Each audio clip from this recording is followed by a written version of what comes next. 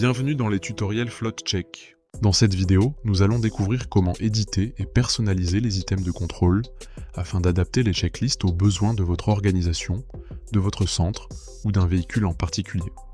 Depuis le menu général, ouvrez le module Contrôle véhicule, puis accédez à la gestion et à la personnalisation des checklists, avec checklist par type.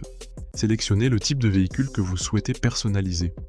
Vous retrouvez alors l'ensemble des catégories, sous-catégories et items qui composent sa checklist de contrôle. FloatCheck utilise plusieurs niveaux de personnalisation, appelés Override. Le niveau global correspond à la configuration de référence du type de véhicule. Il constitue la base commune proposée par défaut.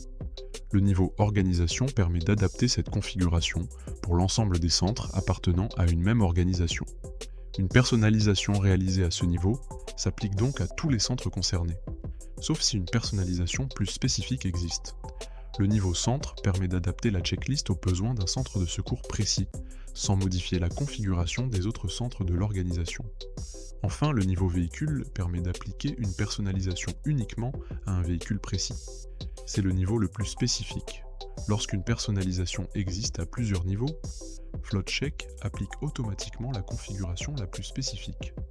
Ainsi, une personnalisation propre à un véhicule est prioritaire sur celle du centre, qui est elle-même prioritaire sur celle de l'organisation, puis sur la configuration globale.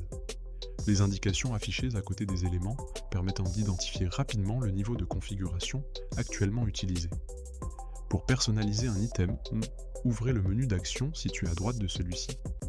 Selon votre niveau d'administration et le contexte sélectionné, vous pouvez modifier l'item pour l'organisation, pour le centre ou pour le véhicule concerné.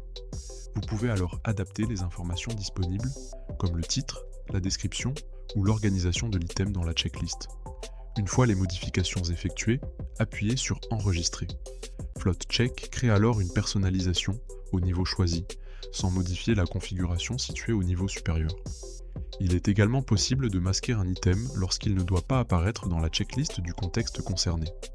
Par exemple, un item global peut rester disponible pour les autres centres, tout en étant masqué uniquement dans un centre où il n'est pas nécessaire. Si un élément a été personnalisé, l'action de réinitialisation permet de supprimer l'override correspondant et de revenir automatiquement à la configuration héritée du niveau supérieur. Par exemple, la suppression d'une personnalisation au niveau centre permet de retrouver la configuration définie au niveau organisation, ou, en l'absence de personnalisation à ce niveau, la configuration globale. Il est également possible d'ajouter de nouveaux items spécifiques au contexte sélectionné. Appuyez sur le bouton d'ajout, puis renseignez les informations nécessaires. Sélectionnez ensuite la catégorie et, si nécessaire, la sous-catégorie dans lesquelles l'item doit apparaître.